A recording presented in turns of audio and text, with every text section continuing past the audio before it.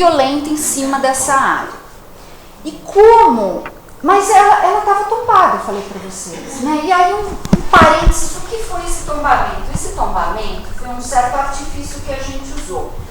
Porque o que a gente queria era proteger a atividade da prática popular no futebol de várzea. Só que na época não tinha legislação de registro, né? Então, na verdade, a gente queria proteger o uso. Pouco importa se o campo estava assim, se ele devia ser transformado assim. A gente queria garantir o uso popular na área, principalmente o uso do futebol de várzea. Então, que artifício a gente usou? A gente usou o artifício que a lei permitia, tombe-se o espaço físico. A gente tombou os campos, isso está dito na legislação, na resolução também. Fica tombado o Parque do Povo como suporte físico da atividade do futebol de várzea, né? E aí tem um item da resolução que dizia o seguinte: os usuários podem continuar frequentando e se apropriando da área desde que os clubes mantenham o seu caráter público. Então é uma forma de amarrar que nenhum clube se tornasse uma iniciativa, privatizasse o espaço e não permitisse esse constante uso por outros times, né, e pela população em geral. Aí o que acontece nos anos 2000 é que, em função desse interesse imobiliário, se monta uma estratégia que foi usada, que foi capitaneada pela Associação de Bairro, né, a Sociedade Amigos de Bairro do Itaim Bibi. Ela foi a principal protagonista de um processo que não envolveu, é claro, só alguns moradores, mas envolveu também interesses imobiliários, interesses políticos que estão por trás disso. O que faz a SAIB? A SAIB se diz porta-voz do bairro do Itaim Bibi. Essa é a primeira coisa que no artigo eu tentei desmistificar. O fato de você ter uma associação de bairros não diz que ela representa todos os interesses do bairro, mas ela se coloca como tal. Então, como se colocou a SAIB? A SAIB está preocupada com o Parque do Povo. Né? E mesmo que represente todos os interesses, não quer dizer que eles sejam legítimos só porque são representados. Exatamente, E o que fez a SAIB? A SAIB começou a pegar alguns problemas que aconteciam lá. Porque sim, aconteciam problemas, e eu não vou ser aqui ingênua de dizer que tudo era uma maravilha, né? Esporte popular, cultura popular, sempre tem os seus conflitos, né? O que faz a SAIB? A SAIB começa uma campanha maciça de desqualificação do uso da área pelos clubes. Então ela diz assim: tem tráfico de droga. Bom, tem tráfico de droga em todo lugar, né? Vamos combinar que isso não é parâmetro de padrão. No shopping Guatemi. No shopping, né? Não, tem a área é um lugar de venda de drogas. Os clubes fazem festa à noite, atrapalham os vizinhos, eu não consigo dormir. Está crescendo o número de barracos na área, então tem um puxadinho aqui, um puxadinho ali.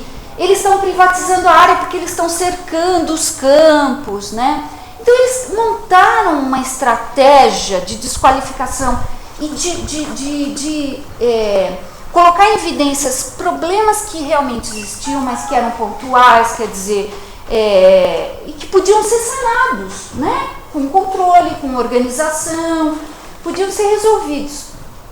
Um dos argumentos que eles usam muito da privatização é assim: tem um boteco lá dentro que cobra, né? E eles estão no espaço público, não deveria cobrar. Só que no estudo de tombamento, a gente que fez um diagnóstico, que foi um estudo assim interdisciplinar, foi orientado pelo professor Magnani da antropologia, tinha gente da história, foi um estudo assim super preciso, porque o objeto era complexo mesmo. Pela primeira vez o Condefat estava lidando com um objeto que ele não sabia, não entendia o que era, né?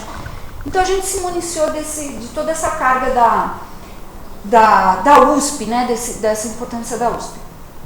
E aí o que acontece, nesse estudo a gente fala, bom, o futebol de várzea, os clubes de várzea, eles são extremamente frágeis, né? Eles sobrevivem disso que são os praticantes, os jogadores que se unem, não têm dinheiro para nada, então eles têm que dividir tudo, os custos dos uniformes, de lavar os uniformes, o custo do campo, né? De cercar o campo, Por que cercar o campo? Numa das entrevistas que eu fiz com o Canto do Rio, o rapaz falou assim, a gente dá um chutaço, a bola ia parar no rio, né? Então tinha que cercar o campo, tudo isso tem um custo, né? Manter o campo, manter os vestiários, limpar, né? Então os clubes viviam muito disso, de alugar o seu espaço para outros jogos e também dessa renda que vem do bar. Muitos dos times de futebol de várzea, a sede deles é em boteco, né? Isso é uma característica da atividade, por ser essa atividade frágil, né? E aí eles usaram isso como um fator para dizer que estão privatizando a área. Bom, como eles conseguiram então viabilizar toda essa trajetória em que eles vão transformar a área? Primeiro, a SAIB, que começa com essa campanha difamatória, desqualificatória, ela vai ao Ministério Público. Então ela denuncia que ali está havendo desvirtuamento da atividade do tombamento, né? Desvirtuamento dos princípios contidos na resolução de tombamento. Aí lista drogas, festa, privatização. E aí o Ministério Público convoca o CONDEFAT a responder e a dizer, bom, o que está acontecendo? Aí mais um probleminha, o que faz o CONDEFAT nesse momento? Grande parênteses, 2000, que é quando está acontecendo tudo isso, é um momento muito ruim do CONDEFAT, que teve início nos anos 2000, até hoje continua, mas foi o boom do que eu chamo de desregulamentação dos tombamentos. É um momento em que o CONDEFAT abre as pernas para tudo quanto é flexibilização. Quem estava à frente? Melhem, que era um advogado, e um secretário da Cultura que ficou anos e anos, chamado Marcos Mendonça. Vocês devem conhecer, né? Quem conhece a figura já mapeou. É o momento do boom disso. O que acontece com a Piruçu-Pirapora, que eu já falei em uma das aulas da desregulamentação, é este momento com esses casos. O que acontece na Serra do Mar é este momento. Tem muitos casos que analisei no meu de desregulamentação.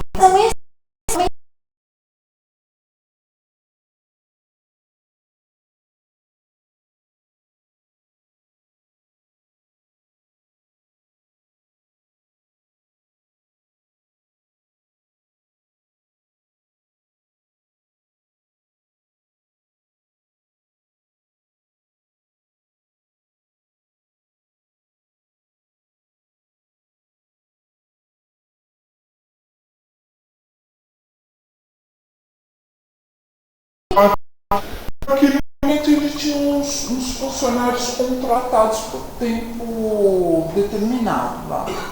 2 arquitetos que foram convocados a ir para o Parque do Povo e responder aos quesitos do Ministério Público. Aí o que acontece? Esses profissionais que depois somem,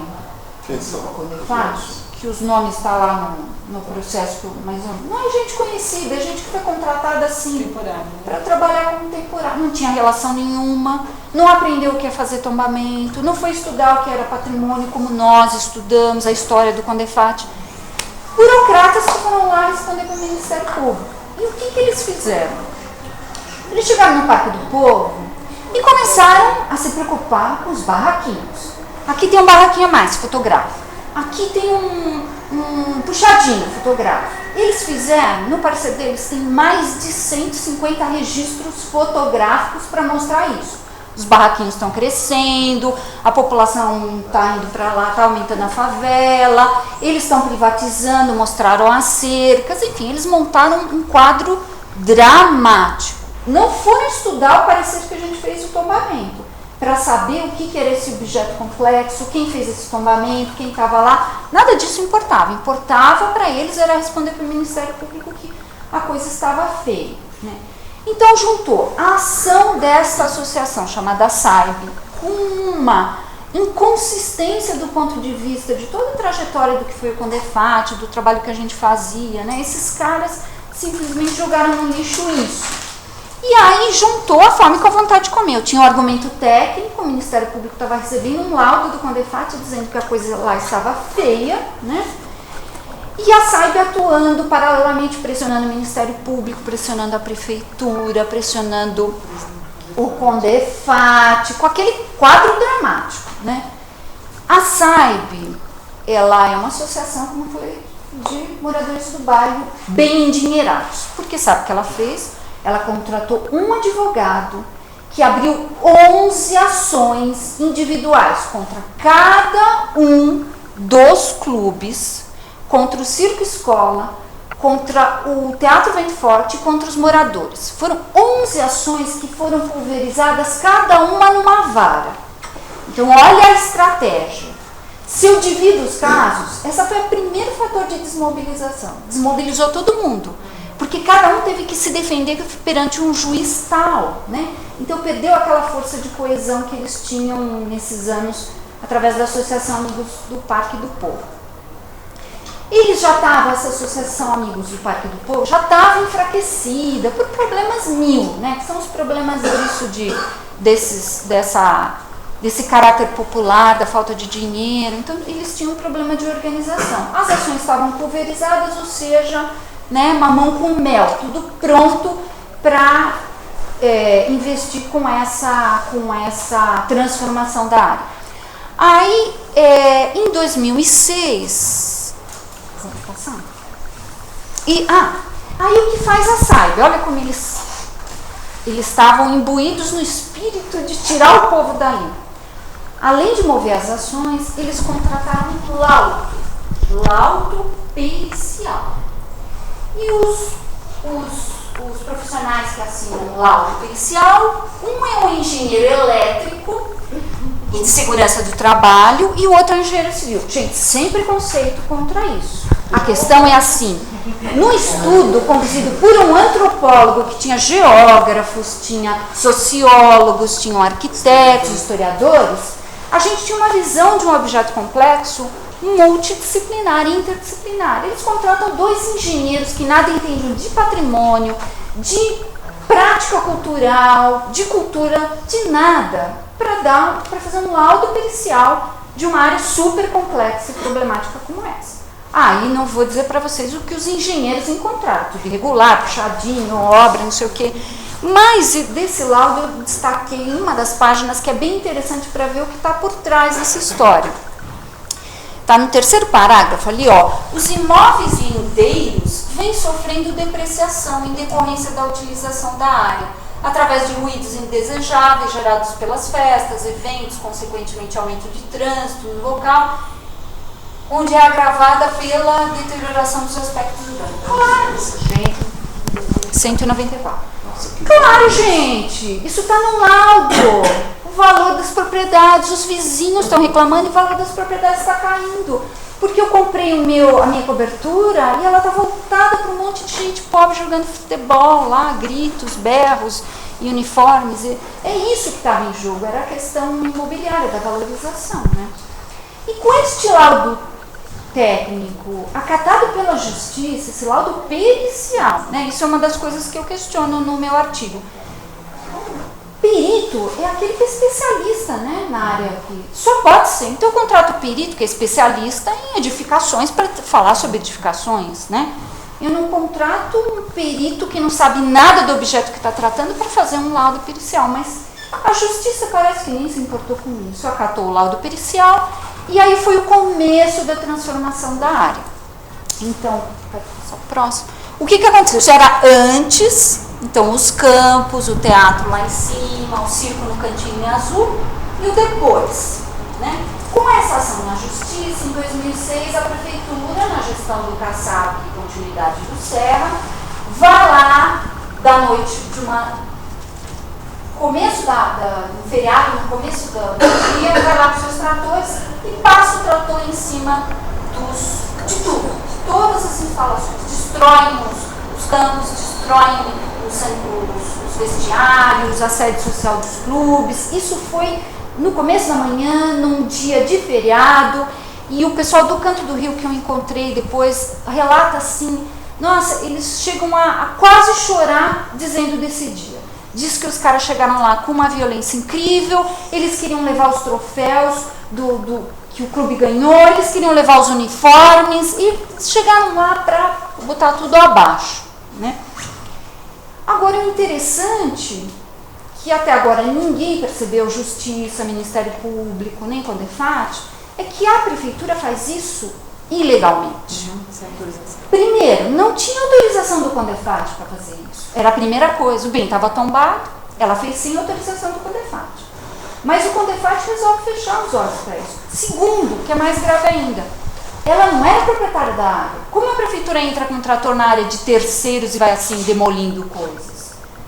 Como que ela conseguiu fazer isso? Porque a prefeitura estava em acordo com a Caixa Econômica Federal e com o INSS para a cessão da área.